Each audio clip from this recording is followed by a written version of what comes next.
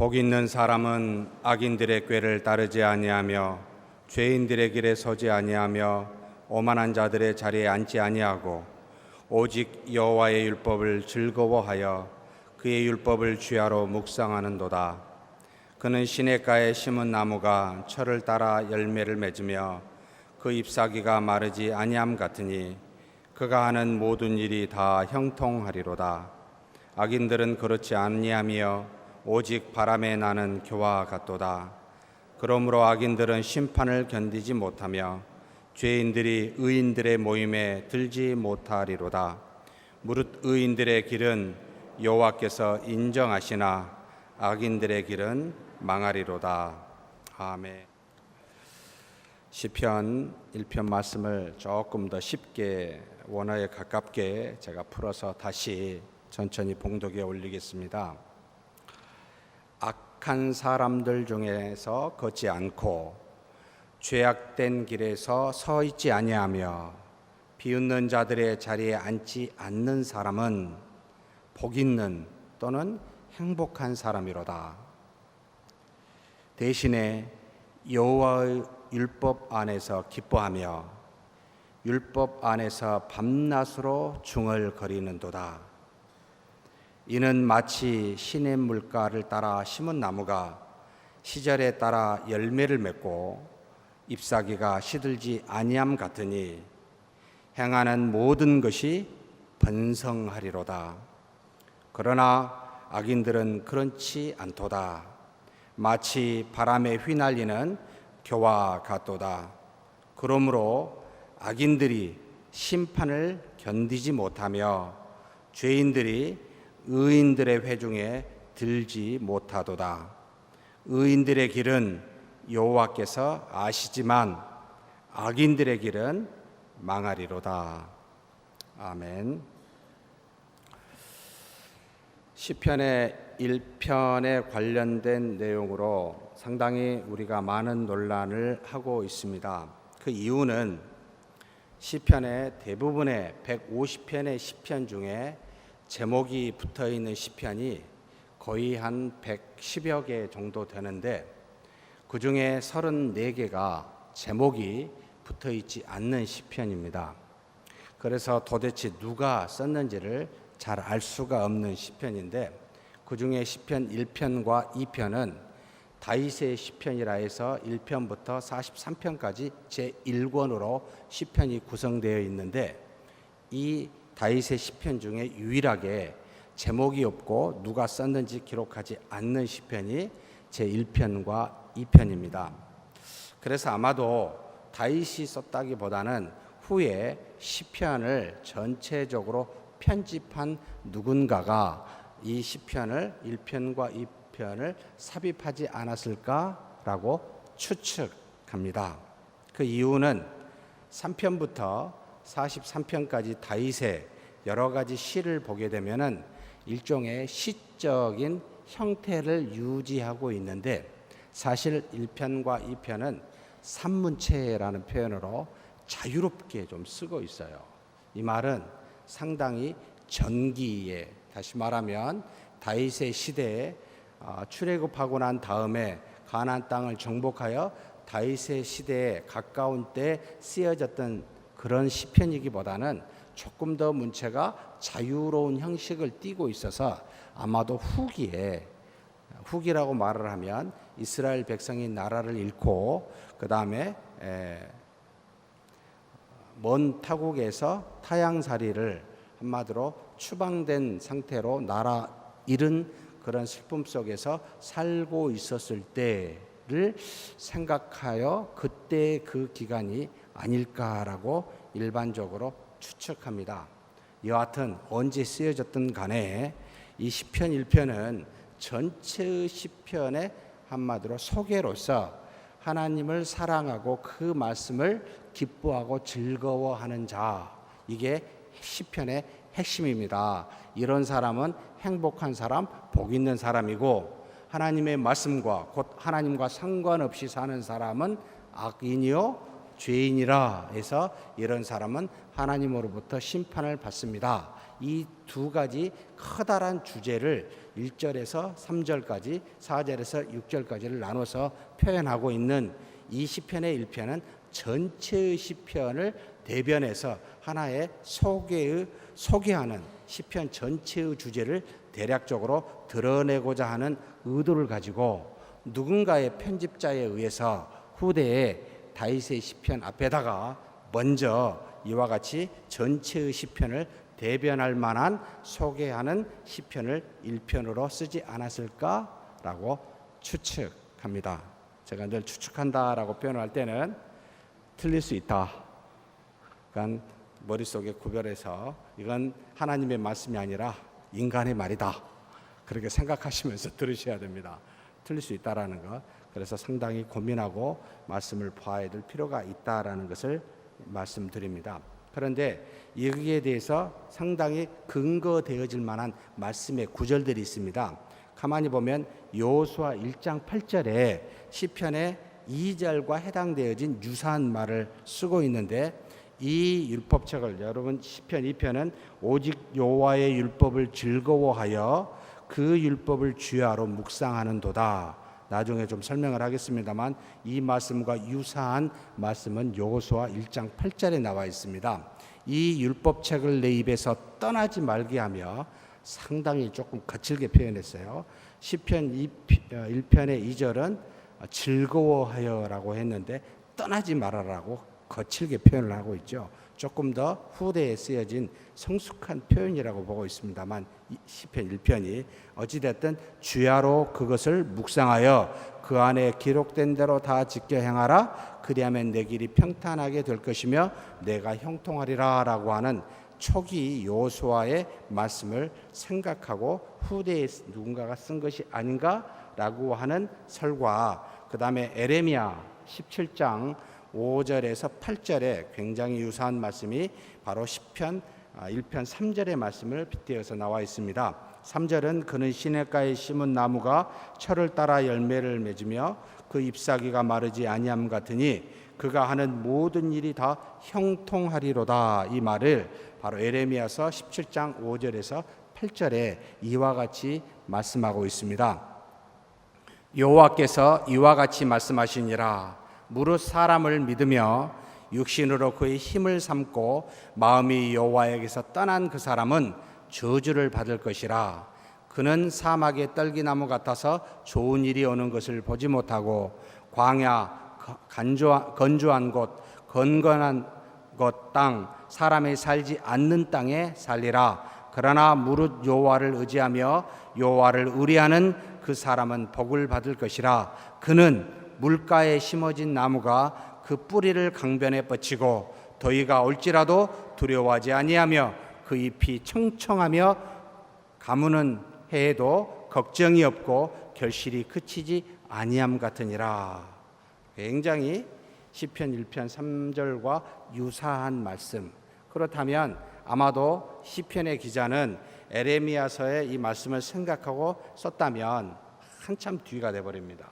다시 말하면 이 에레미야는 이스라엘 나라가 멸망당하기 직전이기 때문에 한참 뒤에 아마도 AD 500년, BC 500년에서 그 다음에 700년 사이이지 않을까라고 추측하는 그런 설들이 있다라는 걸 여러분이 그냥 이해하시면 되겠습니다. 자, 그렇다면 시편의 1편의 말씀 1절에서 3절까지 하나님께 복을 받고 또는 하나님으로 말미암아 행복해한 사람과 하나님과 상관없이 악인과 죄인으로 살아 하나님으로부터 심판을 받는 사람들의 어떤 형태의 어떤 모습인가라는 것을 조금씩 살펴보면서 함께 은혜를 나누고 싶습니다. 1절에 악한 사람들의 회중 안에서 걷지 않고라고 먼저 쓰여 있습니다. 우리 한글 성경에는 복 있는 사람이 있다 해놓고 이런 사람은 이러이러하다라고 되어 있습니다만 사실 원어로 보면 이런 사람이 아니면 이런 사람은 참 행복하다, 복 있다 이렇게 표현하기도 합니다. 어찌됐든 똑같은 이야기입니다만 먼저 악한 사람들의 회중 안에서 걷지 않고 악한 사람이라고 표현할 때는 도덕적으로 악한 사람을 말합니다. 뭔가 이 땅에서 잘못하여 행함에 문제가 있는 사람, 도덕적으로 죄를 짓고 있는 사람, 한마디로 많은 사람에게나 자신에게나 상처나 아픔을 주고 여러 사람에게 해를 가하고 있는 사람, 이런 사람을 악한 사람이라고 표현을 했는데, 이런 사람들의 회중 안에서, 그들 사람들 안에서 걷지 않고라고 썼습니다. 한마디로 그들과 함께 도덕적으로 악한 일을 도모하거나 참여하지 않는 사람, 이런 사람을 바로 행복한 사람, 복 있는 사람이라고 지칭하고 있습니다.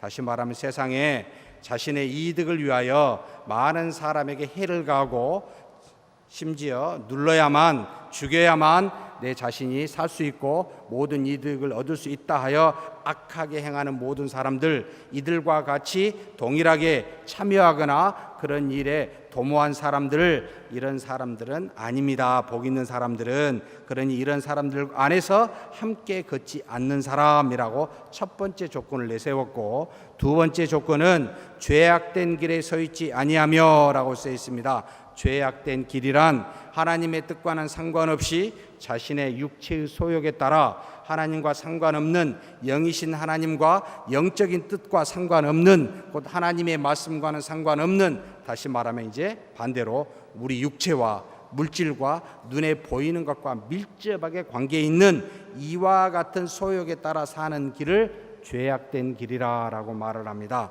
그래서 이 땅의 모든 사람이 각기 제 길로 가 육체의 소욕에 따라 살았으므로 하나님의 영광에 이르지, 모두가 다 이르지 못한다. 왜냐하면 하나같이 치우쳐 하나님이 주신 영이신 하나님의 뜻에 따라 사는 것이 아니라 그 영을 가지고 우리에게 피조된 영을 주어 우리 육체로 그 영의 소욕을 따라 살 수 있도록 주신 이 육체가, 수단이었던 육체가 어느 순간에 주인이 되어서 육체의 소욕에 따라 사는 이와 같은 길, 바로 죄악된 길입니다.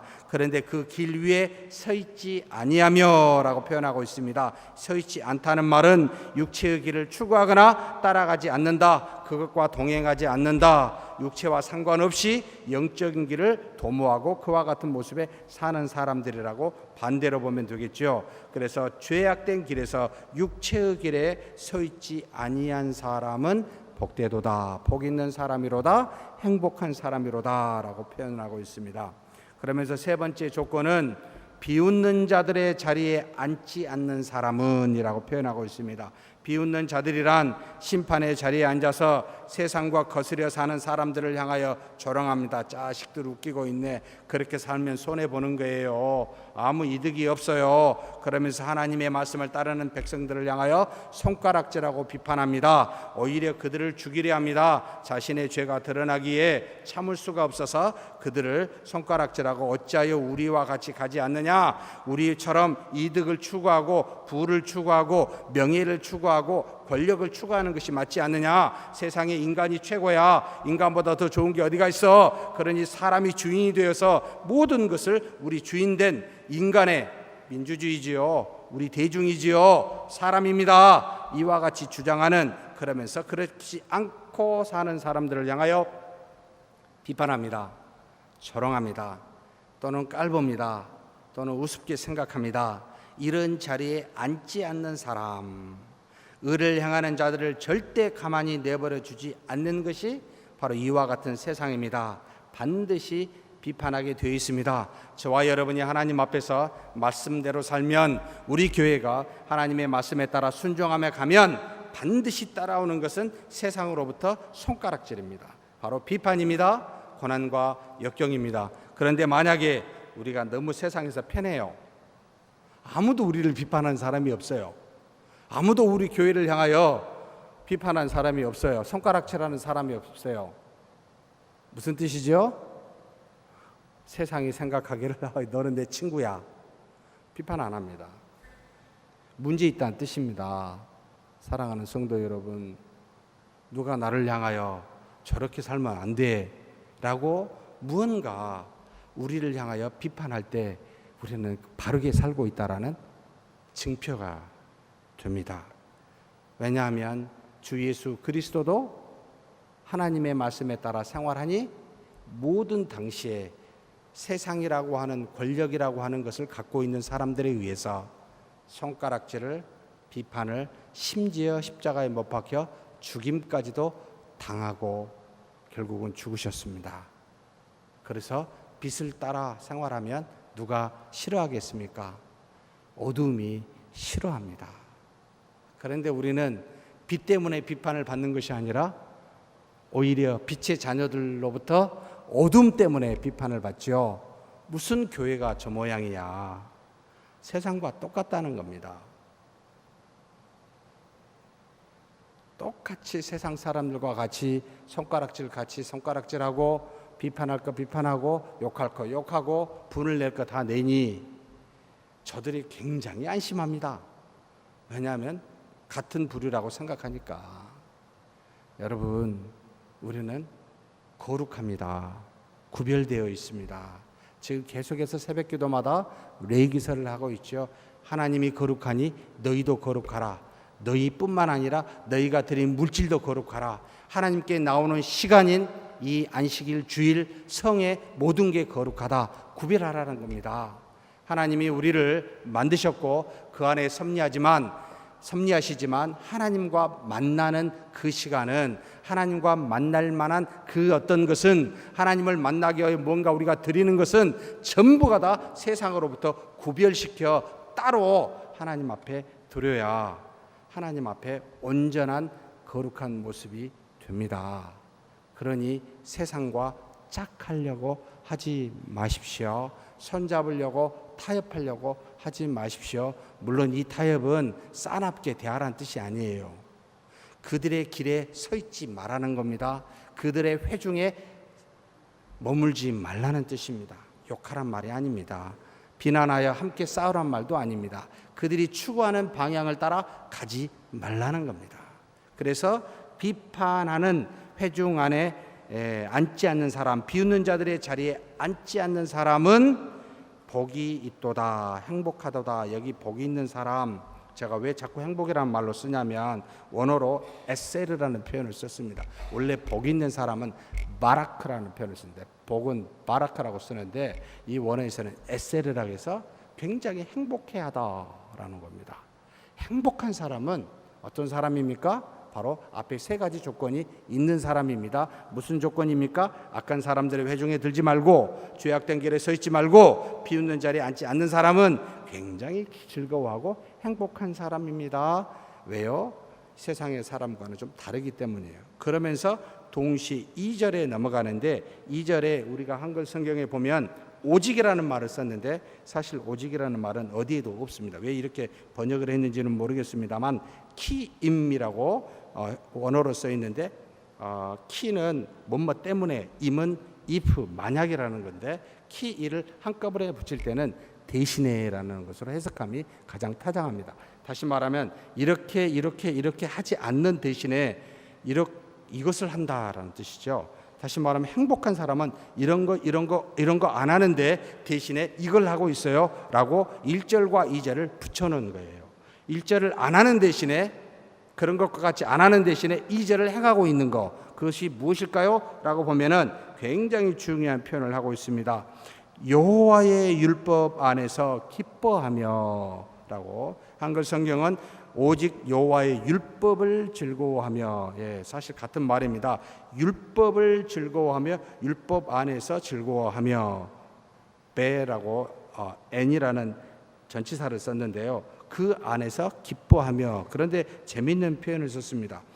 여호와의 율법은 토라, 여호와는 야훼라고 되어 있는데 야훼 토라라는 말을 써서 히브리어는 원래 토라라는 말을 썼지만 헬라어로는 노모스라고 표현하는데 법, 원리, 원칙을 말합니다. 그런데 우리가 토라를 다 널리 한글로는 율법이라고 이제 번역을 했기 때문에 즐겨의 율법이라고 쓰고 있습니다만 원래 법, 노모스 또는 로고스라는 표현으로도 씁니다만 어찌됐든 원리, 원칙, 말씀, 율법 다 동일한 그런 의미를 갖고 있습니다.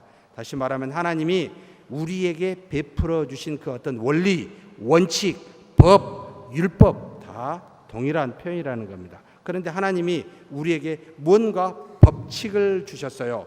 하나님의 백성으로서 아브라함의 단순히 혈통으로만 난 자가 하나님의 백성이 아니라 내 뜻이 무엇이고 내가 누구인지를 알아 이와 같은 원리와 원칙과 법에 따라 사는 사람이어야 바로 하나님의 백성입니다. 거룩한 사람입니다. 라는 것을 알려주기 위하여 바로 이와 같은 율법 토라를 하나님의 백성 곧 이스라엘 민족에게 허락하여 주셨는데 이 율법의 소유권과 저작권이 누구에게 있어요?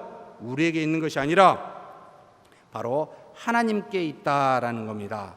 하나님이 지어서 우리 인간에게 제정하여 주신 그런 겁니다. 다시 말하면 인간과 이 피조 세계의 최고의 원리요 법칙입니다. 하나님께서 모든 만물을 창조하셨기에 모든 만물을 누구보다 잘 아시는 분이시고 그 안에서 섭리하고 계시기에 그 원리와 원칙이 무엇이니 이와 같이 행하면 최상의 행복과 최고의 기쁨을 만족하여 누릴 수 있으니 이렇게 사는 것이 타당하다라고 해서 가장 인간다운 삶, 가장 자연세계 피조물다운 그런 어떤 생명의 삶을 이루기 위해서는 바로 이 하나님이 주신 법칙, 원리, 이 토라, 율법으로 진행이 돼야 가장 행복하다는 뜻입니다.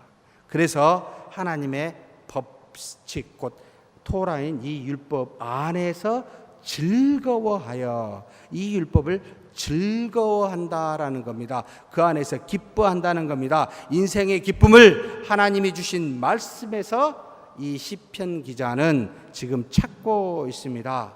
사랑하는 성도 여러분, 저와 여러분은 과연 어디에서 기쁨을 찾고 계신가요? 내 자신이 건강하고 내 자신이 무언가를 계획해서 이루면 너무 기쁘시죠? 이거보다 더 기쁜 게 있어요. 우리의 자녀들이 너무 잘 되면 굉장히 행복하시죠? 그죠? 우리의 즐거움을 거기서 찾고 계십니까? 얼마나 오래 가죠? 그리고 그런 것이 온전해지던가요? 사랑하는 성도 여러분, 자기 자신이든 가족이든 자기 일이든 하물며 어떤 자기가 좋아하는 동물이나 식물이든 어떤 습관이든 여러분 우리의 기쁨의 근원이 되어질 수는 없습니다. 잠깐의 즐거움은 줄지 몰라도 소숨치는 마치 샘물에서 지속적으로 나오는 그런 기쁨의 근원은 오직 하나님 한 분과 하나님이 우리에게 주시는 눈에 보이는 이 말씀만이 우리의 기쁨의 근원입니다. 그래서 하나님께서 당신이 택한 이스라엘 백성에게 하나님이 주신 율법 안에서 기뻐하라. 이것이 최상의 기쁨이요 온전한 기쁨이요 지속성이 있는 기쁨이라는 것을 우리에게 지금 가르쳐주고 있습니다. 그러니 잠깐의 기쁨에 현혹당하지 마시고 하나님의 말씀에 거하십시오. 근데 왜 하나님의 말씀이 그렇게 기쁠까요? 그 안에는 모든 지혜가 있기 때문입니다. 구원에 이르는 지혜가 있기 때문입니다. 디모데후서 3장 15절에서 18절 너무나 잘 아는 말씀입니다. 또 어려서부터 내가 성경을 알았나니 성경은 능히 너로 하여금 그리스도 예수 안에 있는 믿음으로 말미암아 구원에 이르는 지혜가 있게 하느니라. 그뿐만이 아닙니다. 모든 성경은 하나님의 감동으로 된 것으로 교훈과 책망과 바르게 함과 의로 교육하기에 유익하니 이는 하나님의 사람으로 온전하게 하며 모든 선한 일을 행할 만한 능력을 갖추게 함이라. 하나님의 말씀, 눈에 보이지 않는 하나님이 눈에 보이게 오신 분이 그리스도였고 눈에 보이게 오신 분이 우리에게 말하여 남겨놓은 것이 하나님의 말씀입니다. 그러니 우리가 유일하게 믿고 모든 권능과 능력을 부여할 만한, 의지할 만한, 신처럼 여길 만한 것은 삼위일체 하나님과 하나님의 말씀밖에는 이 세상에 없습니다. 교회 변합니다. 그렇죠? 영원하지 않습니다. 교회는 주님이 재림하면 교회는 사라지고 하나님의 나라만이 영속할 뿐입니다. 믿음도 소망도 사라지고 사랑만이 지속될 뿐입니다. 사랑하는 성도 여러분, 믿고 의지해야 할 유일한 대상 삼위일체 하나님, 그분이 주신 말씀밖에 없습니다. 그러니 여보, 영원히 사랑해. 거짓말하지 마세요. 우리에게는 영혼이란 없습니다. 정말 죄송한 이야기입니다만 그렇게 한때는 젊었을 때 고백도 해보죠. 뭐 달에 가서 뭐 웃기는 짜장 같은 생각도 해보고. 변합니다. 그러면 변하지 아니한 하나님 안에, 그 사랑 안에 거했을 때만이 우리의 사랑도 보존이 됩니다. 그렇지 아니하면 여러분 전부 변하게 되어 있습니다. 어떤 것도 세상에 지속적으로 가는 것이 없기 때문에 전부 변합니다. 그러니 유일하게 우리가 기뻐해야 할 대상은 하나님의 말씀이도다. 그러면서 이 말씀을 어떻게 해요? 그 안에서 기뻐할 뿐만 아니라 율법 안에서 밤낮으로, 여기는 율법을 주야로 묵상하는도다라고 나와 있습니다만, 이 묵상이 너무나 우리 한국식이어 가지고 정확하게 말하면 하가라고 표현했는데 중얼거리도다.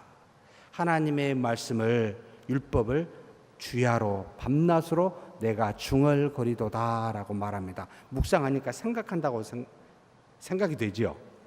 우리는 너무나 많은 묵상을 해왔던 문화예요. 삼국시대 불교가 통일신라시대, 그래서 벽을 보고 이렇게 합니까? 싸가지고 무한정 묵상을 합니다. 왜 묵상을 하죠? 자기를 비우기 위해서. 우리가 공이라고 말합니다. 여러분, 공은 비우다는 뜻이 아니고 꽉 채우다는 원래의 뜻인데, 어찌됐든 계속해서 그와 같이 뭔가 생각해서 비우자는 거예요. 다. 여러분, 묵상이 아니라 하나님의 말씀을 생각하라는 말이 아니라 하나님의 말씀을 되뇌이라는 말이에요. 계속해서 그 말씀을 입술에서 떠나지 않고 마음판에 새겨서 지속적으로 잊어버리지 않고 되뇌이라는 뜻입니다. 왜 그렇습니까? 말씀이 생각해서 이해하라는 뜻보다는 말씀 자체가 능력이니 그 말씀을 되뇌어 그 말씀에 따라 순종하라는 겁니다. 그러면 말씀이 능력이 되어 우리가 할 수 없었던 그것을 행하게 하는 힘이 우리 안에 나타나게 되어 있습니다. 정말 기이합니다. 우리 힘으로는 못하는데 하나님의 말씀을 의지하면 무엇이든지 할 수 있도록 우리를 인도하십니다. 이것을 경험한 사람은 말씀 자체를 좋아합니다. 말씀의 해석을 좋아하는 거고 말씀의 이해를 좋아한다기보다, 물론 필요해요. 말씀을 제대로 깨닫고 알기 위해서는. 그런데 말씀 자체에 그 능력을 부여해서 말씀 그 자체를 존중하게 되고 지속적으로 되뇌입니다. 물론 언어가 하도 많아가지고 우리 한글도 지속적으로 변하기 때문에 원어에 가까운 한글의 번역이 계속 지속돼야 될 필요도 있습니다. 지금 우리가 갖고 있는 이 언어, 성경의 문제가 아니라 현재 우리가 쓰고 있는 언어가 계속 변하고 있다는 게 문제예요. 세상에 영원한 건 아무것도 없어요. 심지어 우리 언어까지도 변합니다. 지금 여러분, 화장실이 옛날 화장실 안에서 옛날 뭐라고 그랬죠? 뒷간이라 그랬던가요? 헛간이라고 그랬던가요? 화장실 앞으로 어떻게 여러분 화장실에서 화장하세요? 저는 안 해요. 왜 화장실을 하는지 모르겠어요. 저는 그냥 영변만 보면 돼요. 근데 이게 화장실이 돼 있어요. 여러분, 한 100년, 200년 뒤에 지금에 쓰는 용어를 갖고 그때의 개념을 가지고 바로 이해할 수 있겠습니까? 안 되게 돼 있습니다. 그래서 언어의 문제는 지금의 언어가 변한다는 데 항상 문제가 되어 있어요. 그래서 성경은 지속적으로 재번역돼야 돼요. 말씀이 변한 게 아니라 우리의 언어가 변하기 때문에 그렇습니다. 그래서 옛날에 이 성경에 여러분 꽉 붙잡히셔가지고 어르신들 중에 토시 하나도 틀리면 정말 죄송합니다. 제가 이전에 있었던 교회에서 주보를 꼼꼼히 살피신 한 은퇴하신 장로님이 계셨습니다. 토시 하나 틀리면 그 주는 난리 났습니다. 우리 서문교회는 그런 분 안 계시죠? 말씀을 사랑하는 건 정말 좋아요. 존중하고 믿는 것도 너무 좋아요. 근데 글자 자체에 얽매이는 것은 좀 어리석지 않습니까? 그죠? 조금 더 깊이 생각하면 우리가 변하고 있어요. 여러분, 그래서 우리를 믿지 마세요. 계속해서 봐야 됩니다. 계속해서 질문을 해야 됩니다. 이 뜻이 과연 무슨 뜻인지. 자, 어찌됐든 말씀을 지속적으로 중얼거립니다. 쉬지 않고 되뇌입니다. 반복적으로 중얼거립니다. 왜 그렇습니까? 우리는 조금만 방심하면 육체의 소욕에 사로잡히기 때문에 우리 마음을 지속적으로 말씀에 붙잡게 하지 않으면 우리는 저절로 죄를 짓게 되어 있습니다. 우리 안에 성령님은 대단히 강하십니다. 반드시 믿음으로 나아갔을 때 이 성령의 강한 능력이 나타나 모든 일을 이룰 수 있는데 우리 육체의 소욕은 성령에 비하면 굉장히 약합니다. 그런데 가만히 믿음이 없으면 저절로 악을 행하는 우리의 육체의 소욕에 따라 악을 행하게 되어 있습니다. 그래서 죄를 짓기는 굉장히 쉬운데 하나님의 뜻을 따라 믿음을 따라 생활하려고 하면은 굉장히 필요한 게 있어요. 바로 결단입니다. 믿음의 결단을 가져야 그 성령의 능력이 나타납니다. 그런데 가만히 있으면 성령의 능력이 나타난 게 아니고 반드시 믿음을 통하여 나타나기 때문에 이 믿음으로 나가야 돼요. 근데 죄는요, 믿음이 없어도 잘 돼요. 어찌나 잘 되는지 몰라요. 아무 생각 없이 가면은 어느 순간 죄를 짓고 있습니다. 사랑하는 성도 여러분, 그래서 성령의 소욕이 강하지만 이 육체의 소욕보다 월등히 강하지만 이 성령의 소욕은 곧 믿음을 통하여 능력으로 나타나기 때문에 계속해서 그 믿음의 열매가, 성령의 열매가 나타나지 못하고 있어요. 믿음으로 나아가셔야 됩니다. 순간순간 합해져서 지속적으로 24시간 내에 믿음 안에 거해야만 성령의 강한 능력이 우리를 사로잡아 육체의 소욕을 얼마든지 이기게 하는데, 믿음이 없으면 뭐가 돼요? 육체의 소욕이 주인이 되어 저절로 됩니다. 마치 죄의 여부는 무엇의 여부에 달려 있습니까? 어둠은 무엇에 의해서 달려 있습니까? 어두워야 된다, 죄 지어야 된다. 여러분, 전혀 노력하지 않아도 됩니다. 빛이 없으면 어두워지듯이 믿음이 없으면 우리는 곧바로 죄를 짓게 되어 있습니다. 그래서 뭐라고요? 밤낮 주야로 하나님의 말씀을 내 마음에서 떠나지 않게 하여야 내가 그 안에서 죄를 짓지 아니하고 하나님의 영광을 드러낼 수 있더라라는 것이지요. 그러니 말씀을 즐거워하셔야 돼요. 가까이 하셔야 됩니다. 지속적으로 머릿속에 마음속에 계속해서 되뇌이셔야 됩니다. 그런 순간 우리의 죄가 다 떠나버리고 말지요. 그런데 이 말씀이 없으면 마치 빛이 없듯이 우리의 모든 육체의 소욕이 일어나 그냥 죄를 짓게 되어 있습니다. 너무나 쉽게요. 그래서 율법 안에서 밤낮 주야로 중얼거리도다, 묵상하는도다 라고 나옵니다. 로마서 7장 8절에 죄가 괴를 타서 계명으로 말미암아 내 속에서 온갖 탐심을 이루었나니 이는 율법이 없으면 죄가 죽은 것임이라. 율법이 죄를 죄되고 하기 때문에 율법이 없으면 죄가 죄되지 아니에요. 그렇다고 죄가 없다는 말이 아니에요. 이 죄는 지속적으로 괴를 타서 내 속에서 온갖 탐심을 이루어가게 합니다.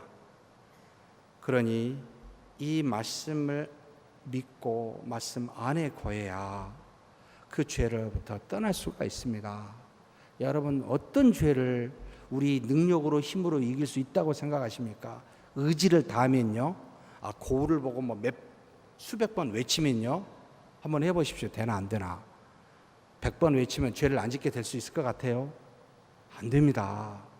말씀을 되뇌이십시오. 말씀을 지속적으로 그 안에 마음판에 두십시오. 이것이 유일한 비결이다라고 말합니다.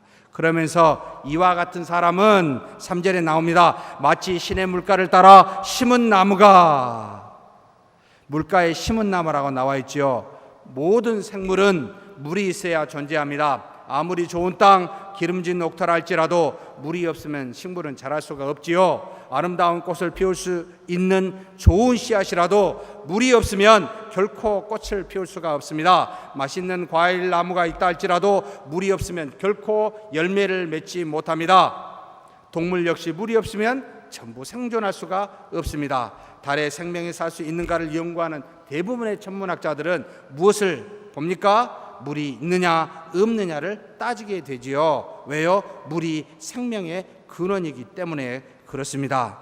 예수님께서는 누구든지 목마르거든 내게로 와서 마시라. 나를 믿는 자는 성경의 이름과 같이 그 배에서 생수의 강이 흘러나오리라 라고 말씀하고 계십니다. 예수님 자신을 생수라라고 표현하고 있습니다. 또는 성령이라라고 말하고 있습니다. 육신이 절대적으로 물이 필요하듯이 우리의 영혼도 생수이신 곧 예수님과 보혜사이신 성령의 하나님이 절대적으로 필요하다라고 말합니다. 그러니 우리 힘으로 살 수 있다고 생각하지 마십시오. 사막이기 때문에 물이 없는 것이 아니라 물이 없기 때문에 사막이라는 것을 여러분 기억하셔야 됩니다. 에레미야 17장 13절에 이스라엘의 소망이신 여호와여 무릇 주를 버리는 자는 다 수치를 당할 것이라 무릇 여호와를 떠나는 자는 흙의 기록이 되오리니 이는 생수의 근원이신 여호와를 버림이니이다. 생수의 근원이신 여호와를 버리면 다 흙으로 돌아가고 흙에다가 우리의 기록을 한다는 거예요. 사랑하는 성도 여러분, 생수이신 여호와 거기에다가 뿌리를 내리는 나무, 이것이 우리여야 되지 않겠습니까? 시절에 이런 사람은 시절에 따라 열매를 맺는다라고 말합니다. 제때에 과실을 맺는다는 것이지요. 때를 따라 과실을 맺는다는 거지요. 과실은 아무 때나 맺는 것이 아닙니다. 과실에 맺기로 정해진 하나님이 정한 때에 열매를 맺게 되어 있습니다. 그러니 아무 때나 열매를 맺게 해달라고 말하거나 기도하지 마십시오. 그저 하나님께 기도했다면 정확한 때에 정하신 때를 여러분 기다려야 될 농부와 같은 심정을 가져야 됩니다. 씨를 뿌려 여러분 물을 주고 그리고 곡식이 자라나 열매 맺기까지는 정해진 기간과 시간이 필요합니다. 우리도 하나님 앞에 담대히 믿음으로 기도했다면 여러분 그분이 때를 따라 우리에게 과실을 맺을 때까지 기다림이 필요하더라라는 겁니다. 그러니 사랑하는 성도 여러분, 항상 주를 향하여 믿는 믿음으로 나아간 사람은 두 번째 필요한 것이 뭐요? 오래 참음이라, 인내라라고 이야기합니다. 왜냐하면 하나님이 정해준 때가 있기 때문에 최상의 때입니다. 최고의 때이기도 합니다. 가장 시기 적절한 때이기도 합니다. 그럴 때 하나님이 과실을 맺게 하셨습니다. 바로 뿌리를 신의 물가에 물 위에 둔 그런 어떤 하나님 안에 둔 이런 나무는 반드시 주님이 정한 때에 열매를 맺게 되어 있습니다. 그뿐만이 아닙니다. 잎사귀가 시들지 아니함 같도다라고 말합니다. 과실을 맺을 만한 때도 아니고 싱싱하게 살아있는 그런 어떤 상태를 말하는데 푸른 잎사귀가 시들지 않고 살아있음을 드러내고 있다는 말입니다. 비록 아직은 열매가 없다 할지라도 언젠가는 반드시 열매에 맺을 것임을 싱싱하게 청청하게 시들지 않고 드러내면서 자신이 살아있음을 표현하고 있습니다. 여호와 앞에 이 물가에 심은 나무는 마치 여호와 앞에 심어진 그와 같은 나무는 절대로 죽지 아니하고 비록 열매를 아직은 맺지 않지만 반드시 맺게 하는 청청함이 존재한다. 살아있음이 드러나게 됩니다. 사랑하는 성도 여러분, 그러니 슬퍼하지 마십시오. 아직 열매 맺을 때가 아니 됐을 뿐이지 살아 있습니다. 싱싱하다라는 뜻입니다. 그러면서 무엇을 이야기합니까? 행하는 모든 것이 이와 같은 나무는 이와 같은 사람은 행하는 모든 것이 번성하도다 형통하도다 샤라크라는 말을 썼습니다. 그런 사람은 반드시 모든 일에서 하나님이 열매 맺게 하기에 번성하게 되더라는 것입니다. 사랑하는 여러분, 저와 여러분은 물가에 심어진 나무 드림을 믿습니까? 전 믿고 있습니다. 지난날 하나님을 알지 못한 죄인이었던 우리가 이제는 하나님께로 돌아와서 하나님을 섬기는 자가 되었습니다. 하나님을 섬기지 않았을 때는 사막의 떨기나무 같았습니다. 그저 바람이 불면 계속해서 굴러다니는 마찰의 힘으로 그 안에서 불꽃이 일어나서 태워져서 사라져버리는 그와 같은 떨기나무였습니다. 그런데 이제는 물가에 심어진 나무가 되었습니다. 물가에 심어진 나무는 그 뿌리가 강변에 뻗치고 물을 신나게 빨아들이고 있는 나무이기도 합니다. 그래서 죽은 영혼이, 우리의 죽었던 영혼이 살아난 그와 같은 영혼이 되었습니다. 그런데 문제는 우리가 물가에 심어진 나무처럼 뿌리를 강변에 뻗치고 물을 잘 빨아들이고 있느냐라고 반문해 볼 필요가 있습니다. 물가에 심어진 나무처럼 가뭄이 올지라도 두려워하지 아니하며 잎사귀가 청청하며 결실을 잘하고 있느냐라고 돌아볼 필요가 있다는 겁니다. 다시 말하면 교회에 다닌다고 물가에 심어진 나무라고 할 수 없고, 예배에 잘 참석했다고 해서 물가에 심어진 나무라고도 또한 말할 수가 없습니다. 왜요? 하나님의 말씀에 뿌리를 두고 있느냐에 달려 있다라는 겁니다. 예배를 드리더라도, 교회를 나오더라도, 저와 여러분이 무슨 교회 안에서 행할 봉사가 있더라도 반드시 하나님의 말씀에 하나님께 뿌리가 있느냐 없느냐에 따라 우리의 열매와 우리의 잎사귀가 싱싱하고 열매를 많이 맺느냐 그렇지 아니하냐가 달려있다는 것이지, 다른 것에 의지한다면 우리는 문제가 있습니다. 식물은 분명히 햇빛 속에서 성장합니다. 햇빛이 뜨겁고 일조 시간이 길어야 사실은 풍년이 됩니다. 참 너무 뜨거워서 지금은 달이죠. 너무 길기도 한 것 같아요. 빨리 좀 시원했으면 좋겠다, 그늘이 졌으면 좋겠다 생각이 드는데, 그늘이 지는 곳과 그늘이 전혀 없는 곳의 식물의 성장 속도는 우리가 너무나 잘 알고 있습니다. 다르지요. 그늘이 지는 곳은 성장이 더딜 수밖에 없습니다. 그러나 강렬한 햇빛이 쨍쨍 쬐는 곳에 식물은 뜨거우면 뜨거울수록 더욱더 잘 자라고 튼튼합니다. 조건이 있지요. 뿌리가 뿌리 밑에는 반드시 물이 있어야, 아무리 쨍쨍한 햇빛이 내리친다 할지라도 이 식물은 물이 있으면 더욱더 잘 자라게 됩니다. 그런데 문제는 물이 없다면 뜨거울수록 빨리 실러 죽을 수밖에 없다는 겁니다. 사랑하는 성도 여러분, 물을 갖고 계십니까? 하나님의 말씀을 붙잡고 있습니까? 하나님을 향하여 마음의 중심을 그곳에 두고 있습니까? 이것이 지금 문제로다. 가뭄은 고난을 의미하기도 합니다. 고난이 없는 신앙은 온실 속에 자라는 식물과 같습니다. 작은 시험에도 곧바로 넘어지고 맙니다. 그러나 말씀을 붙들고 있으면서 고난을 받을수록 믿음은 더욱더 강해지기 마련입니다. 고난 속에 강해지고 고난 속에 지혜로워지고 고난 속에서 성장하게 되어 있습니다. 그래서 성도에게 고난과 역경은 굉장히 소중한 것이기도 합니다. 햇볕처럼 이처럼 더운 날씨에 쨍쨍하게 내리쬐는 이와 같은 역경이 오히려 식물을 잘 자라게 하듯이, 고난과 역경에는 생수가 공급될 수만 있다면, 그 안에 그 뿌리에 물이 있다면, 뿌리가 강변에 뻗쳐 아무리 더위가 온다 할지라도 그 물을 계속해서 흡수하고 있다면 결코 두려워할 필요가 없습니다. 뿌리로부터 강변에 물이 빨아올라 뜨거울수록 더욱더 잘 자라기 때문에, 더욱더 고난이 올수록 청청해져 수많은 열매를 맺을 수 있기 때문에 우리의 뿌리가 과연 물 위에 있는지 살펴보는 저와 여러분이 되었으면 좋겠습니다. 4절에 그러나 악인들은 그렇지 않도다라고 말합니다. 악인들은 하나님의 말씀이 없이 육체의 소욕에 따라 행하는 사람들을 의미합니다. 그런데 그들은 이와 같지 않도다, 바로 시냇가에 심은 나무와 같지 않도다라는 말이지요. 대신 뭐와 같습니까? 시냇가에 심은 나무가 아니라 마치 바람에 휘날리는 겨와 같도다라고 말합니다. 겨와 나무가 대조되고 있고 악인과 의인이 대조되고 있음을 볼 수가 있습니다.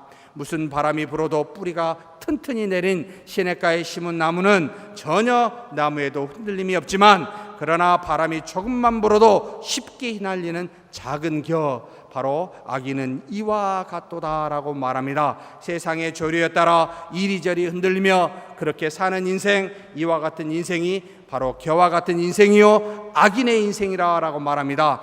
교회에 나와서 잠깐은 앉아있지만 그러나 믿음이 없이 밖에 나가면 다시 세상에 따라 이리저리 흔들리는 그런 사람을 말하기도 합니다. 사랑하는 성도 여러분, 여러분은 악인입니까? 의인입니까?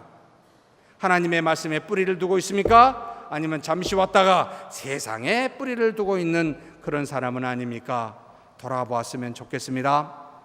5절에 뭐라고 이야기합니까? 그러므로 악인들이 심판을 견디지 못하며 이기지 못하며 피하지 못하며 라고 말합니다.